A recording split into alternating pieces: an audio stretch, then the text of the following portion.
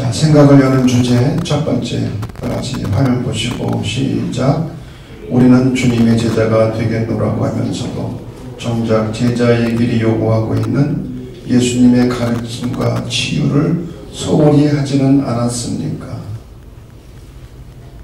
제자의 길을 걸어간다고 하면서도 이런 것들을 소홀히 하지 않았는가?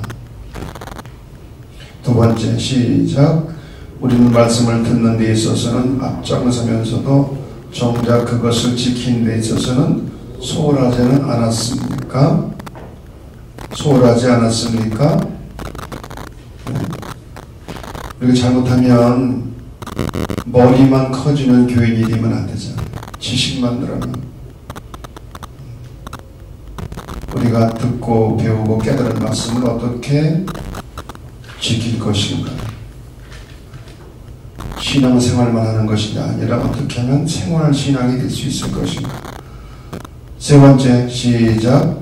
그토록 오랫동안 예수 그리스도를 믿어왔는데도 우리의 신앙이 성숙하지 않고 신앙의 열매가 풍성하지 못한 이유는 무엇입니까? 그렇게 오래 교회를 다니고 신앙생활을 했으면서도 벼는 익으면 익을수록 어떻게 한다고요? 고개를 숙이죠. 그런데 그렇게 교회를 오래 다녔는데도 왜 뻣뻣합니까? 고개가 뻣뻣해요.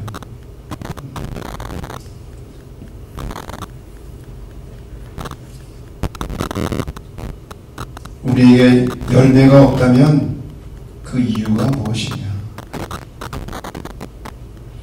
자, 용어의 해설입니다. 산상설교. 사실 예수님이 설교하신 장소를 보면 그렇게 높은 산이 아닙니다. 우리가 생각하는 그런 높은 산이 아니라 그냥 높은 구름 정도, 언덕 정도. 근데 마태는 예수님이 산에서 설교하셨음을 강조해요. 왜? 모세가 시내산에서 율법을 받은 것처럼 예수님이 말씀하신 이 세 법도 산 위에서 주어진 것이라는 거죠. 이 산은 하나님의 계시가 임하는 거룩한 장소였어요. 그래서 마태는 모세와 비교를 해서 산을 강조하고 있습니다. 그래서 산상설교라고 말하는 거예요. 자, 두 번째, 라가라고 하는 이 말은 아람어의 레카를 음역한 것인데 텅빈 그런 뜻입니다. 우둔한, 어리석은, 멍청한. 요즘 우리말로 말하면 골빈 그런 골볐다고 말해야 하네요. 골비지 않았습니다. 상대를 아주 경멸할 때 사용하는 일종의 욕입니다. 욕. 또 미련한 놈은 모래라고 하는 말인데 거의 라가와 같은 뜻의 모욕적인 원사죠. 라가, 모래. 이런 말을 하게 되면은 심판을 받는다는 거. 지옥불에 들어가리라. 얼마나 두려운 말씀이에요. 자, 바알셉을 마태복음 12장 27절에 나오는 말인데 거주의 주인 그런 뜻입니다. 악귀의 우두머리를 바알세불이라고 합니다. 곧 사탄을 이르는 말입니다. 사탄. 대적자 그런 의미가 있는데 사탄은 시브리어의 한글 음역이고 마귀 한문식으로 표현하면은 디아볼로스 마귀라고 표현해요. 그래서 성경에 나오는 사탄이나 마귀는 같은 존재입니다. 다른 존재가 아니에요. 그리고 사탄의 사탄 마귀의 정체, 본질은 교만이죠. 교만. 하나님을 대적한 천사.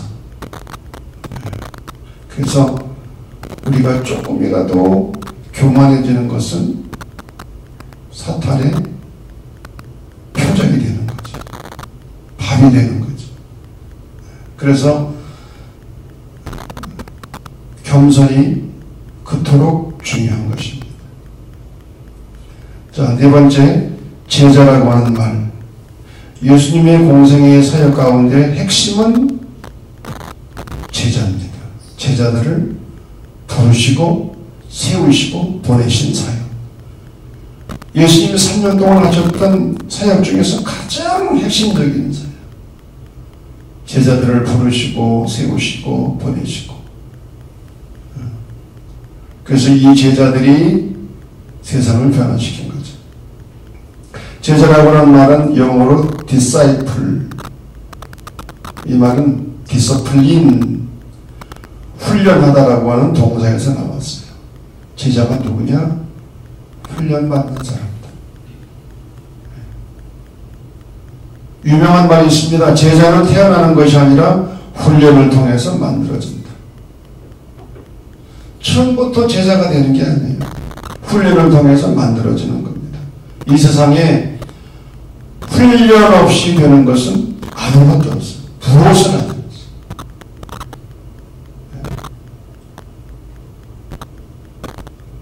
우리가 주님의 제자가 되려고 할 때에 훈련받지 않고는 절대로 제자가 될 수 없는 거죠.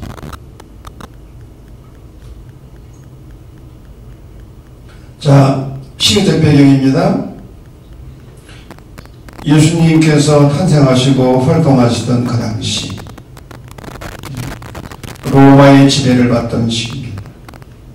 로마의 식민 통치를 받고 있었어요. 경제적으로 상당히 어렵고 힘든 때였습니다. 이런 상황 속에서 두 개의 중요한 흐름이 있었는데, 묵시문학적 흐름. 현실에 희망이 없으니까 미래를 바라보는 거예요. 종말 신앙에 몰두하는 거예요. 여러분, 현실에 희망이 없으면 조금은 하늘을 보게 되었어요. SNF파, 쿰남 공동체, 이 사람들은 현실을 도피해서 정말 기도만 한 사람들이죠. 그리고 종말을 기다린 사람들이죠. 그리고 또 다른 하나의 흐름이 있었는데, 율법주의적 흐름. 율법을 목숨 걸고 지키는 거예요. 경건한 삶을 살려고 하는 겁니다. 바로 이 사람들이 바리새파죠. 바리새파. 바리새파는 한마디로 유대교의 수호사들입니다. 율법을 목숨 걸고 지키는 사람들이에요. 대표적인 바리새파가 사도 바울이었죠. 또 이런 상황 속에서 정치에 관심을 가진 사람들이 사두개파. 폭력을 사용해서 로마로부터 해방 운동을 전개한 사람들이 열심당한. 이런 상황 속에서 사람들은 예수님에 대하여 정치적 메시아이기를 기대했지만, 예수님은 그렇지 않았잖아요. 하나님 나라. 하나님 나라를 증언하고 하나님 나라를 가르치시고 선포하시고 또 하나님 나라를 위해서 제자들을 훈련시키시고 예수님의 설교, 치유, 가르침, 이 모든 것들은 하나님 나라와 관련이 되어 있습니다. 나중에 이제 나오겠습니다만은 예수님은 오직 하나님 나라를 위해서 이런 사역들을 하셨어요. 자, 말씀의 해석입니다. 첫째, 설교자로서의 예수님. 마태복음 5장에서 7장까지. 마태복음은 5개의 커다란 설교 군으로 되어 있다고 했습니다. 5장에서 7장, 10장, 13장, 18장, 24장에서 25장. 그런 가운데 이 5장에서 7장까지의 산상설교가 가장 핵심적인 설교죠. 아까도 말한 것처럼 마태는 예수님의 중요한 설교가 산 위에서 주어진 것으로 기록하고 있다고 했습니다. 왜? 산은 하나님의 계시가 주어지는 거룩한 장소로 여겼기 때문에. 자, 산상설교는 축복 선언으로 시작이 됩니다. 축복 선언. 원래 이 원문을 보게 되면 행복하여라. 심령이 가난한 자요. 그렇게 되어 있죠. 행복하여라. 우리가 흔히 팔복으로 알려져 있지만 축복 선언이라는 명칭이 더 적절하다는 거예요. 누가 복 있는 자냐? 심령이 가난한 자, 애통하는 자, 온유한 자, 의에 줄이고 목마른 자, 긍휼히 여기는 자, 마음이 청결한 자, 화평케 하는 자, 예수님으로 인해서 온갖 고난을 당하는 사람들, 박해를 받는 사람들, 이런 사람들이 참 제자의 모델이고 축복받을 만한 제자의 자격으로 보았어요. 이렇게 축복을 받을 수 있는 길은 결코 쉽고 간단한 길이 아닙니다. 그래서 이 길은 좁은 길이요, 좁은 문입니다. 절대로 쉬운 길이 아니죠. 두 번째, 예법과 세법, 6가지 반태제. 태제라고 하는 말은 어떤 논리를 전개하기 위한 최초의 명제를 의미합니다. 그런 태제에 대해서 예수님은 반태제를 말씀하신 거예요. 예를 들면 모세는 이렇게 말했으나 나는 이렇게 말한다. 6번씩이나 똑같은 방식으로 모세의 가르침과 예수님의 새로운 가르침을 대조시키고 있는 거예요. 그래서 반태제라고 하는 거예요. 예를 들면 5장 21절 살인하지 말라, 이렇게 너희가 들었지만 나는 너희에게 이르노니 형제에게 노하는 자마다 심판을 받게 되고 형제를 대하여 라가라 하는 자는 공회에 잡혀가게 되고 미련한 놈이라 하는 자는 지옥불에 들어가게 되리라. 그러니까 욕도 함부로 하면 안 돼요. 알아서 해요. 욕 잘하는 사람이 있죠. 여러분 가운데 그렇다는 게 아니고,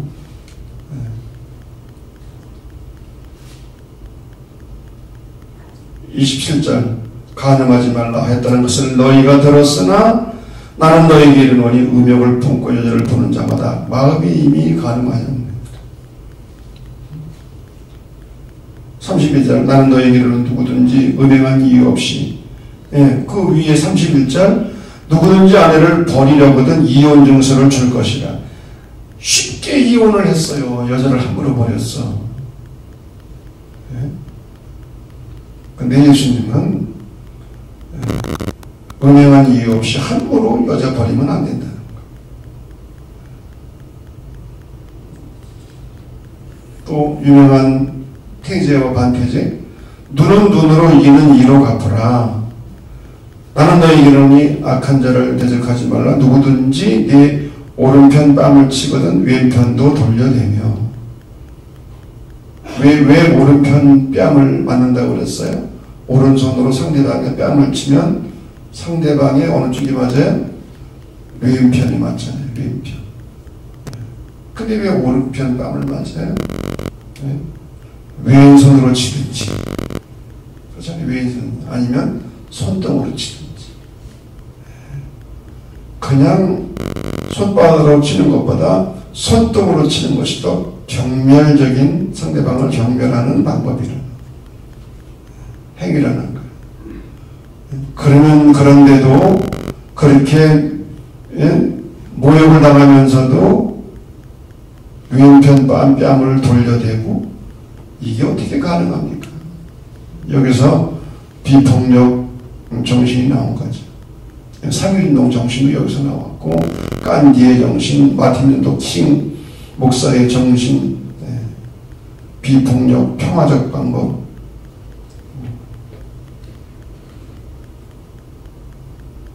모세의 새 법은 행동만을 규제하고 있다면 예수님의 법은 행동 이전과 동기나 생각을 규제하면서 더욱 철저하고 내면화했다.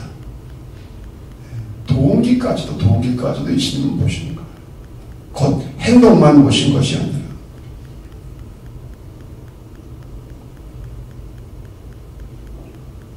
기도에 대한 가르침입니다.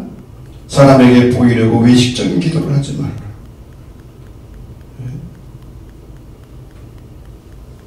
구제할 때에 오른손이 하는 것을 왼손이 모르게 하라. 은밀하게 하라. 어떻게 오른손이 하는 걸 왼손이 모릅니까?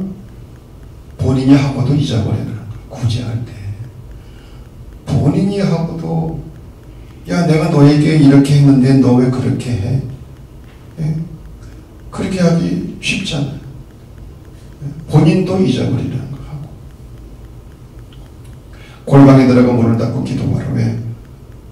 하나님은 은밀한 중에 보신다. 은밀한 중에라는 말이 반복되고 있어요. 하나님만을 상대하고.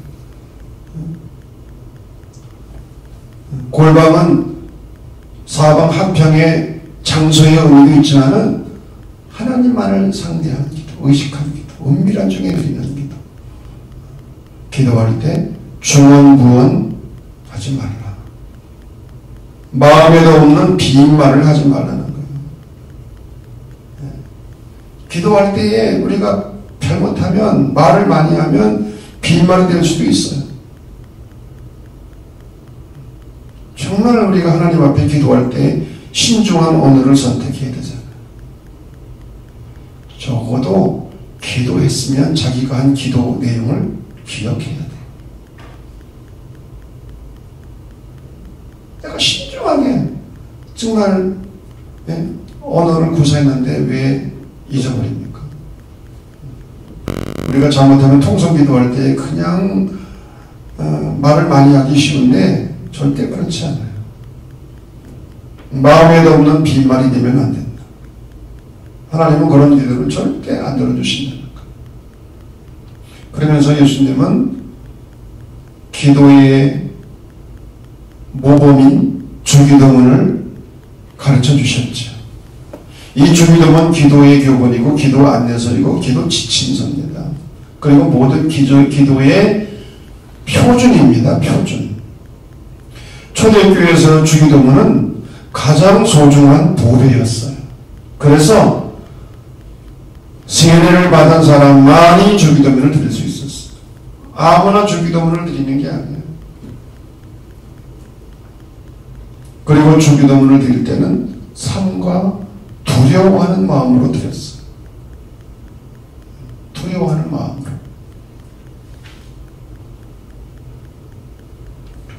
주기도문은 세 가지 특징이 있는데 공동체가 드리는 기도입니다. 그래서 우리라는 표현을 쓰고 있어요. 우리. 어린아이가 티 없는 신뢰감을 가지고 아빠에게 드리는 기도. 아빠라는 말은 아람어인데 예수님은 아빠라는 말을 사용하셨어. 아빠. 벌써 많이 들어본 얘기죠? 아빠. 네. 아빠. 그리고 짧고 단순한 기도. 주기도문이 깁니까? 절대로 그렇지 않잖아요.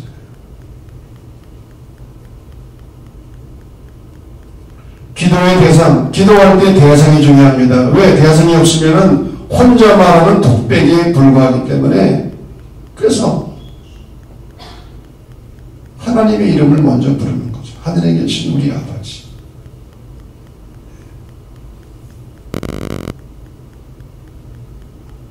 기도는 하나님과의 대화요, 인격적인 사귐입니다. 사귐. 인격적인 대화, 인격적인 사귐이 될 때 우리는 비로소 기도라고 말할 수가 있어요. 그 이전까지는 기도가 아닙니다. 여기서 하늘이라는 거 하는 것은 공간의 개념이 아니라 하나님의 초월성을 말합니다. 하나님의 하늘이 어디입니까? 여러분, 지금 우주과학이 발달해서 하늘이 어디야? 하늘이 하나님의 초월성.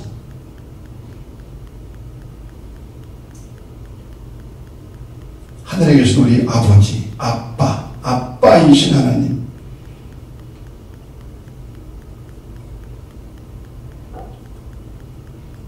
하나님을 아버지라고 부르는 것은 구약 시대는 상상도 못하던 일이었어요.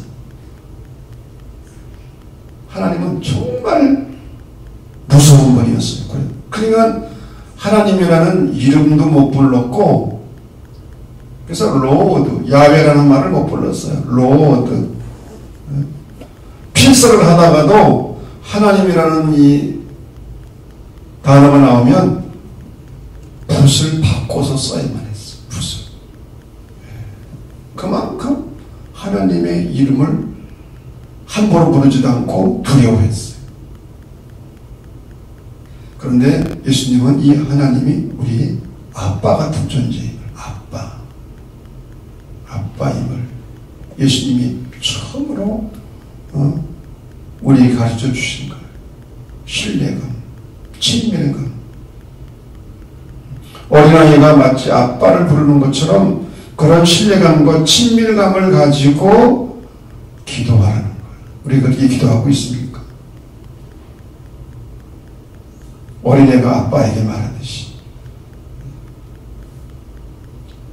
근데 어려서 아버지와의 관계가 좋지 않은 사람들은 신앙을 갖기가 참 어렵다고요. 하나님을 아빠라고 부르기가.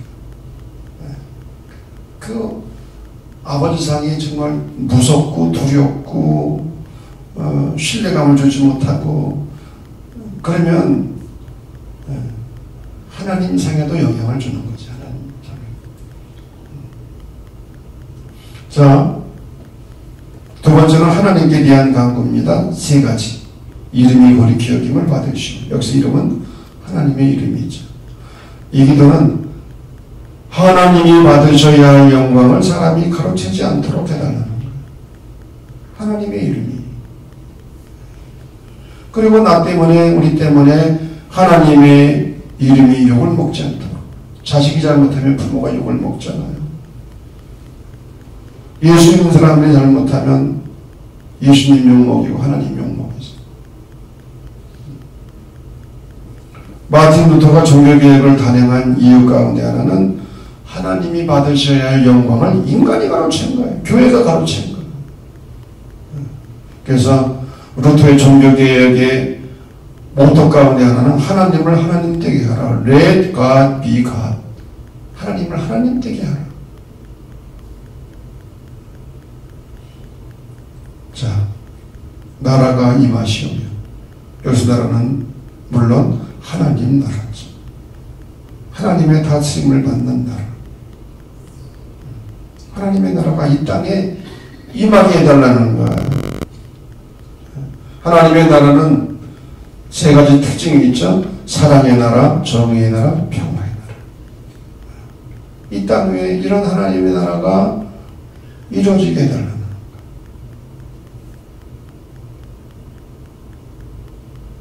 뜻이 하늘에서 이루어진 것 같이 땅에서도 이루어집니다. 하나님의 뜻이 하늘에서 이루어진 것이 이 땅 위에서도 하나님의 뜻이 이루어지도록 해달라는 거예요. 하나님의 뜻을 이루기 위해서는 내 뜻을 포기하고 순종해야 되겠지. 그런데 우리 인간은 철저하게 이기적이고 자기중심적. 이게 인간의 본능이에요. 이기적이고 자기중심적이고. 그걸 뭘 보면 알 수 있어요? 사진을 찍었어요. 누구 얼굴을 제일 먼저 봐요? 자기 얼굴에. 남편 얼굴 먼저 보는 경우가 없어요. 아내 얼굴 먼저 보는 경우가 없고, 교회에서 사진을 찍었을 때 담임 목사 얼굴 먼저 쳐다보는 사람이 있으면 손 좀 들어보세요. 사람도 없어. 내 사진 잘 나왔나, 내 얼굴. 잘 나온 사진은 어떤 사진? 잘 나온 사진에 내 얼굴 잘 나왔으면 참 다른 사람 눈을 감고 있든지 말든지. 인간이 얼마나 이기적이고 자기중심적인지. 자기가 기준이 된다는 건 자기가 기준. 그래서 우리는 하나님의 뜻보다는 내 뜻을 앞세울 때가 얼마나 많습니까? 그래서 주님의 겟세마네의 기도가 중요한 거. 내 뜻대로 마옵시고 아버지의 뜻대로 이루어지기를. 그 기도가 정말 그래서 중요한 기도예요. 뜻이 하늘에서 이루어진 것까지 땅에서도 이루어지이다. 이 기도에는 하나님의 뜻을 헤아리고자 하는 마음이 들어있어. 하나님의 뜻이 뭔지 우리 그것을 헤아려야 되잖아요.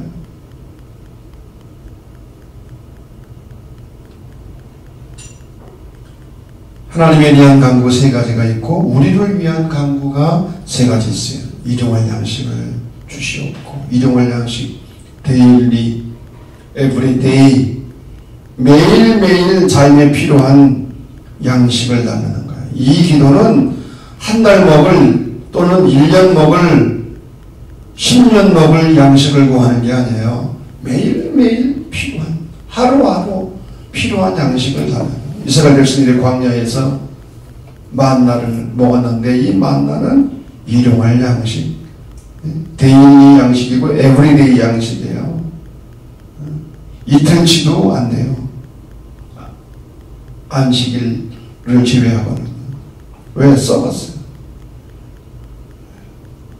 날마다 먹을 양식. 여러분, 지금도 이 우주상, 지구상에는 매일매일 먹을 양식이 없어서 굶어 죽어가는 사람들이 얼마나 많다고요?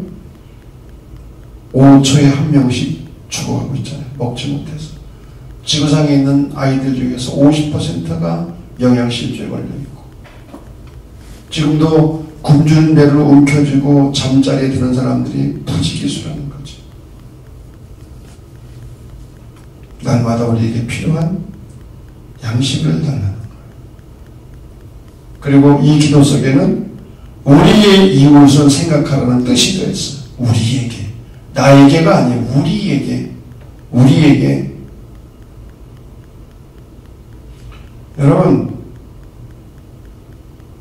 이 기도를 진실로 드릴 수 있는 사람은 위대한 신앙인입니다. 왜? 내가 하루하루 먹고 사는 것이 나의 힘이나 능력이 아니라 하나님의 은혜와 도우심으로 된다는 것을 고백하는 거예요. 우리가 매일매일 음식을 먹으면서 그런 고백을 합니까? 하나님의 은혜로 내가 오늘도 먹고 산다.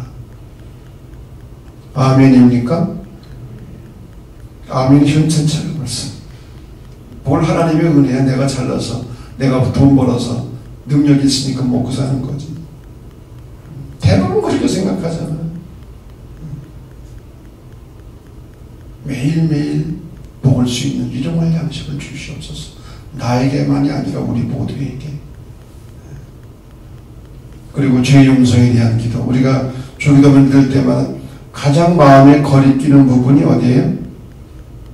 내가 다른 사람을 용서해 준 것처럼 죄를 용서해 달라는 거예요. 좀 뻔뻔해요? 뻔뻔하지 않아요? 그렇게 여러분 용서를 많이 했어요. 우리가 우리에게 죄진 자를 용서해 준 것처럼 우리의 죄를 용서해 달라고. 우리는 이 기도를 드릴 때마다 마음이 거리끼죠.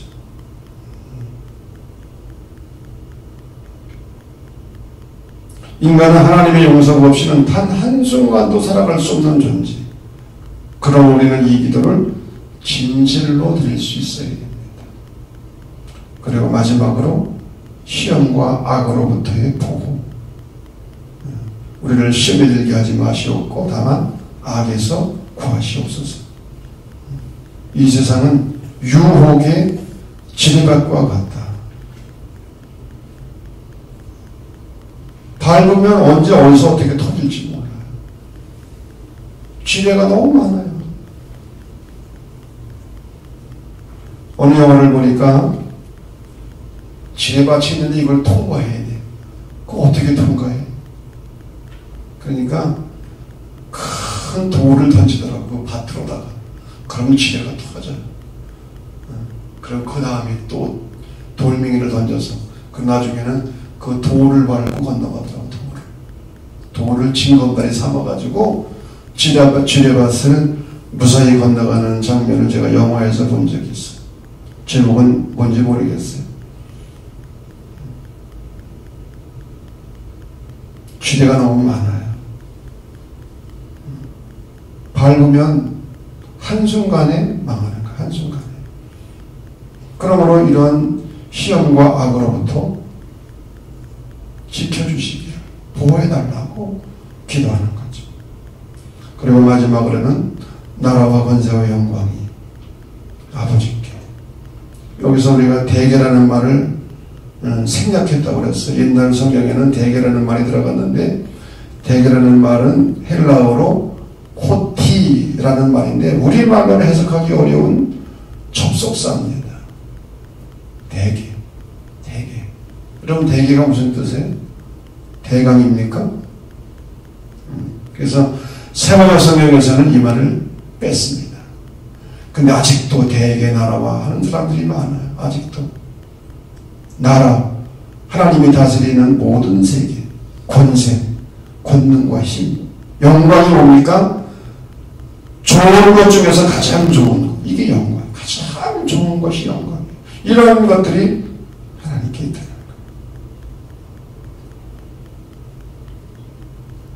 거예요. 아멘. 진실로 그렇습니다. 꼭 그렇게 되기를 바랍니다. 아멘. 세계 공통어죠. 여러분, 주기도문은 주님이 주신 보배로운 선물입니다.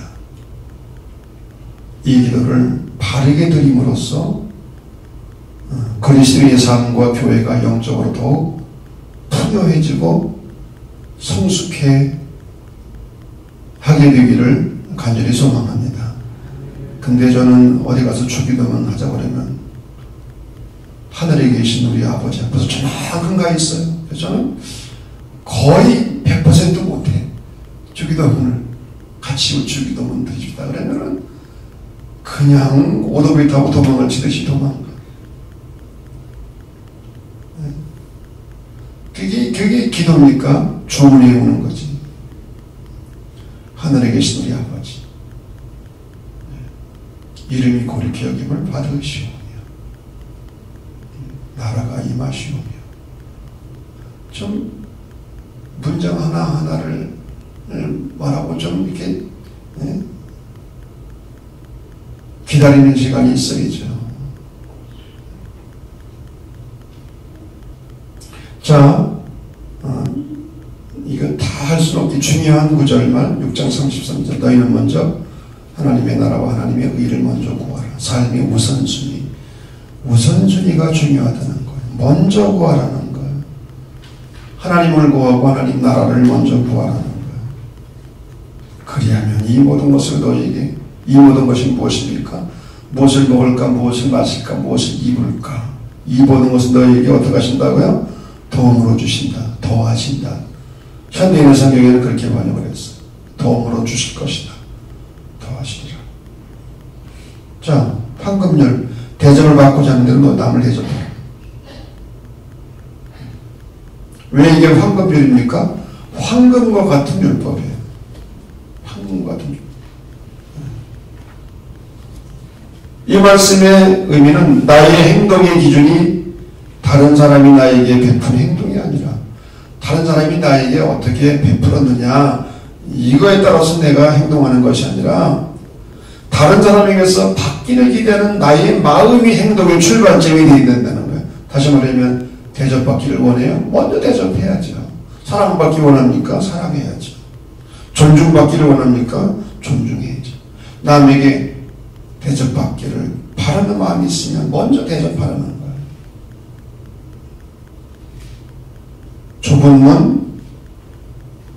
좁은 문을 통과하는 것은 잠깐입니다. 좁은 길을 걸어가야 돼요. 물이 순간적인 결단이라면 길은 지속적으로 걸어가야 하는 삶입니다. 신앙생활이 뭐냐? 좁은 문을 통과해서 좁은 길을 끝까지 걸어가는 거예요.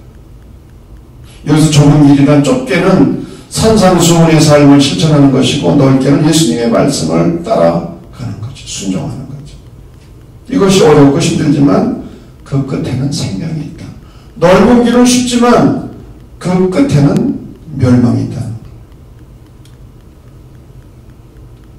지혜로운 자와 어리석은 자, 우리 모두 집 짓는 사람들인데 두 종류의 건축자가 있습니다. 기초를 반석 위에 세우는 사람, 기초를 모래 위에 세우는 사람.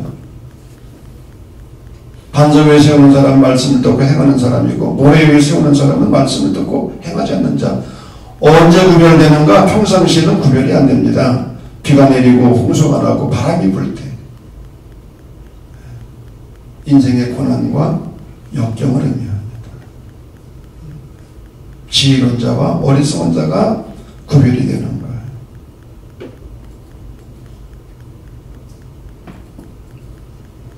자, 두 번째로 이적을 행하시는 예수님. 마태복음 8장 9장을 보게 되면 모세가 애굽에서 나올 때 10가지 이적을 행했던 것처럼 여기도 10가지가 들어있어요. 10가지 예수님이 행하신 기적이 8장에서 9장에 10가지가 들어있어요. 10가지가. 그런데 이러한 기적 중에서 예수님은 병자들을 치료하시는 그런 기적들을 많이 행하셨죠. 10가지 가운데 풍랑을 잔잔케 하신 기적이라든지 그거 외에는 풍랑을 잔잔케 하신 전부 병자들을 고치신 그런 기적 사건입니다. 자, 마태가 예수님의 치유를 기록한 목적이 크게 두 가지가 있습니다. 첫째는 믿음의 중요성을 강조하는 거예요.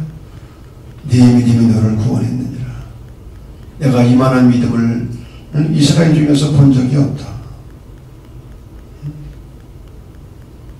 특별히 우리가 잘 아는 혈루병을 앓던 여인, 예수님이 옷자락에 손만 대어도 내 병이 나으리라는 믿음. 예수님은 그 믿음을 귀하게 보셨죠. 믿음의 중요성.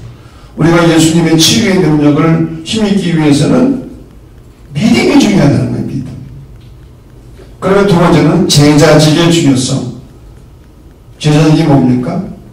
따르는 거죠. 예수님을 따르는 거죠. 나를 따라라.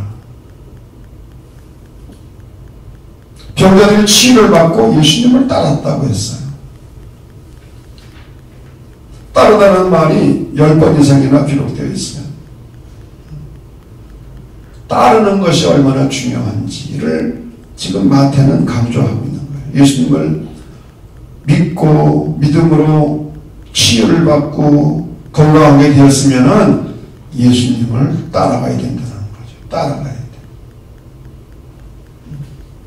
우리가 예수를 믿고 구원받아서 좁은 문을 통과했으면 이제 좁은 길을 따라 걸어가야 되는 거죠.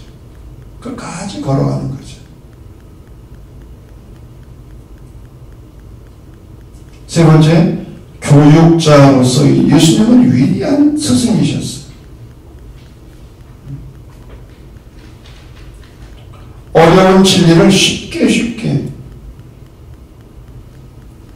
근데 예수님의 교육의 특징이 몇 가지가 있습니다. 첫째는 선생만큼 되도록 한 제자 교육. 예수님이 하시던 일을 제자들이 그대로 하도록. 다시 말하면 예수님의 대리자로서 역할을 하도록. 그래야 예수님이 돌아가신 이후에 사역을 감당할 것 아니에요. 선생만큼 되도록 한 제자 교육. 두 번째로 장차 임할 고난을 대비한 제자 교육. 너희가 앞으로 법정에 넘겨지고 회당에서 채찍에 맞고 또 왕들 앞에 끌려가게 될 것이다. 앞으로 있을 고난을 이야기하시면서 그 고난에 대비하고 준비하도록. 장차 임할 고난을 대비한 제자교육. 주님을 따르는 길이 꽃길이 아니라는 거죠. 꽃길이. 세 번째, 선을 행하는 제자들이 되라는 교육. 좋은 나무가 좋은 열매를 맺는다. 좋은 열매가 뭡니까? 그리스도인들의 선행을 강조하고 있는 거예요. 열매 맺지 못하는 나무는 지켜버려 던지는다.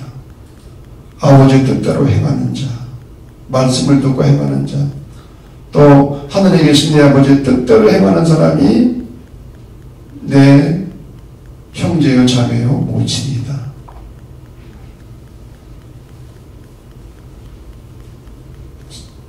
선을 행하라는 거죠. 네 번째, 말씀을 전파하라.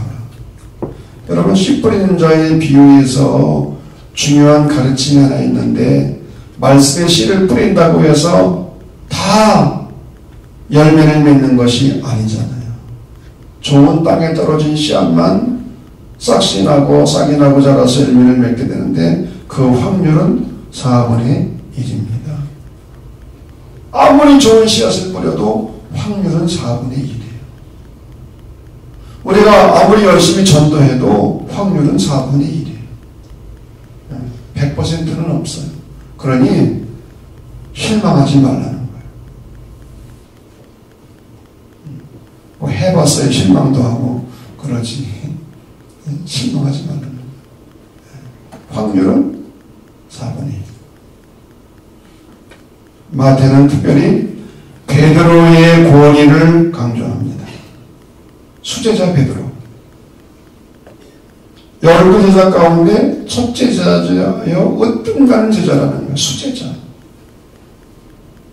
무리를 걷는 베드로. 다른 제자들은 무리를 걸어본 사람이 없어요. 베드로는 잠시 동안이지만 무리를 걷다가 허우적거렸지만은 무리를 거는 사람은 베드로밖에 없어요. 천국 열쇠를 맡은 베드로. 내가 천국 열쇠를 내게 준다. 땅에서 매면 하늘에서도 맬 것이고 땅에서 풀면 하늘에서 푼다. 그래서 가톨릭에서는 베드로를 예수님의 대리자로 말하고 첫 번째 교황이라고 지금 믿고 교황제도가 탄생했잖아요. 자, 신학적 의미. 첫째, 예수님이 행하신 세 가지 메시아적 사역. 프리칭, 설교, 치유, 힐링, 가르치심, 티칭 사역. 설교, 복음 선포, 병고침, 가르치심. 오늘도 교회 안에 이런 것들이 조화를 이루어야 된다. 한쪽으로만 치우쳐서는 안 되고,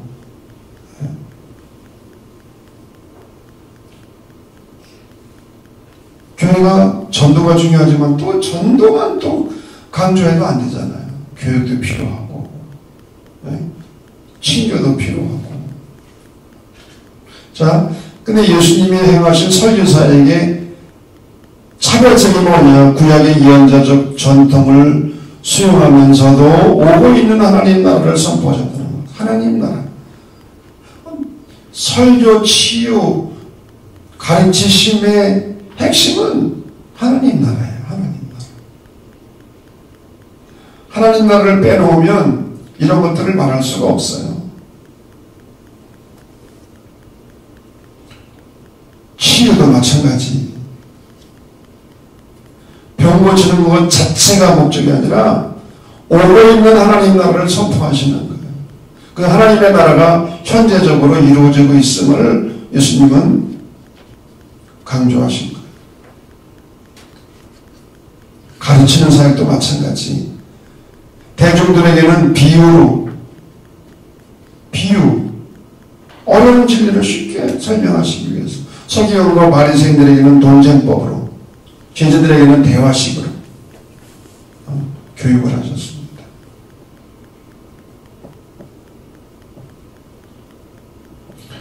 예수님은 단순히 지식 전달이나 엘리트 양성을 위해서가 아니라 하나님 나라의 비밀을 분별하고 하나님 나라를 땅끝까지 증거하는 정인 공동체를 만들기 위해서 이런 사역들을 하신 거예요. 하나님 나라를 위한 정인 공동체.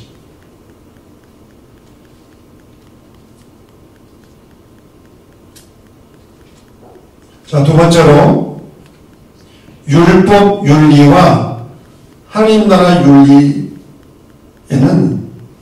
서로 차이점이 있습니다. 율법 윤리, 모세의 율법, 대표적인 것 신해선 율법, 십계명, 약자보호법, 제사법. 이 모세의 율법의 핵심은 하나님 사랑과 이웃 사랑입니다. 하나님 사랑과 이웃 사랑. 십계명의 핵심도 하나님 사랑과 이웃 사랑입니다. 근데 니그렌이라고 하는 신학자가 이런 얘기를 했습니다. 이스라엘 민족이 이웃 사랑의 명령을 자기 민족, 자기 부족만으로 제한을 했다는 거예요.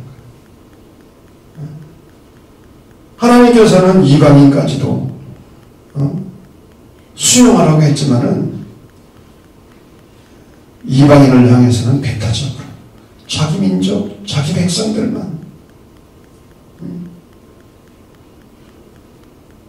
그래서 이런 율법적인 사랑을 노모스. 우리도 지금 율법적인 사랑을 하죠. 내 가족, 내 자식, 내 형제. 그것도 못하는 경우가 많습니다만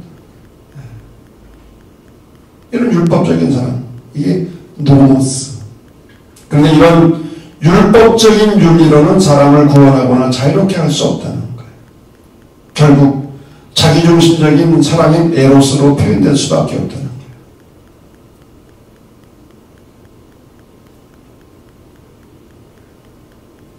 하지만 예수님은 이런 행동 밑에 동기를 중요시 보셨다는 거죠. 동기. 이것을 니그레는 동기론이라고 말합니다. 동기론. 어떤 동기를 가지고 하느냐. 우리가 어떤 행동을 할 때에 나를 위한 것이 아니라 하나님의 영광과 하나님의 뜻의 실현을 위한 것이 동기가 되어야 된다는 거죠.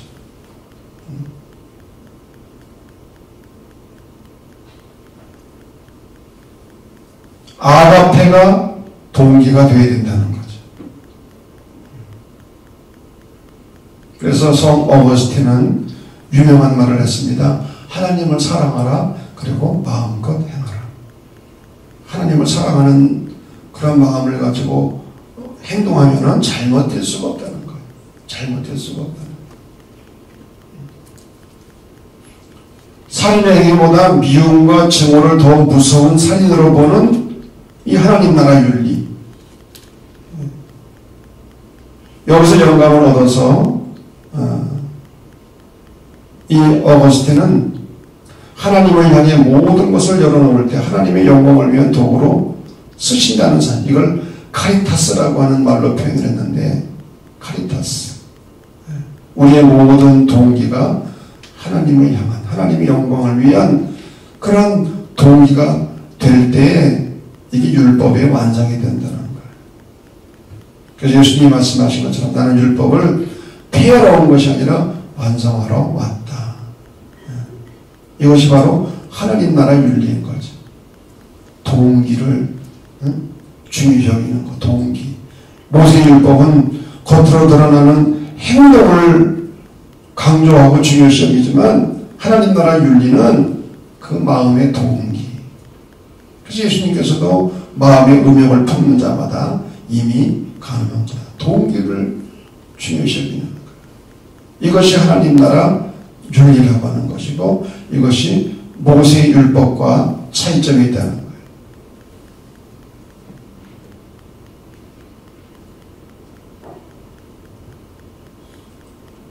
자, 시간이 많이 없기 때문에 성찰과 나눔으로 마감합니다. 첫째, 시작. 축복 선언을 자세히 살펴보면 예수님께서는 먼저 제자로서의 자격을 갖춘 사람들에게 축복을 선언한다는 사실을 알 수 있다. 신앙생활에 있어서 그리스도의 제자들의 궁극적인 목표는 먼저 그의 나라와 그의 의를 구하는 것입니다. 여러분, 이 산상설교는요, 예수께서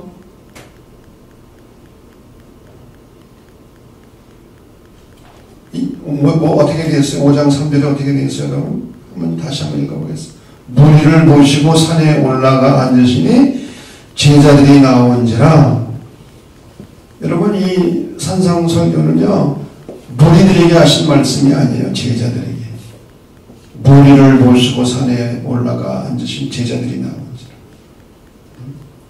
제자들에게 주신 축복선언입니다. 두 번째, 시작. 하나님께서는 우리의 일거수일투족을 은밀한 중에 보시는 분이시다. 따라서 외형보다 내용이 더 중요하다. 위선적인 행동은 사람들을 속일 수 있는지 모르나 하나님을 속일 수는 없다. 은밀한 중에 보시는 하나님.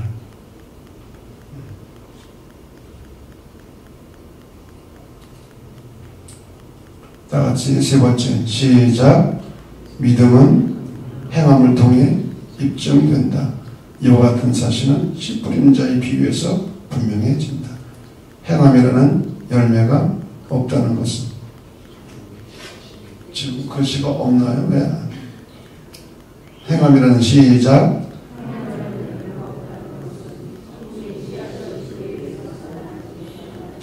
여러분, 옥토에 좋은 땅에 떨어진 씨가 30배, 60배, 100배의 열매를 맺었는데 무슨 의미입니까? 말씀을 듣고 깨닫는 자, 말씀을 듣고 행하는 자. 행함의 중요성을 강조하고 있습니다. 믿음은 행함을 통해서 입증된다.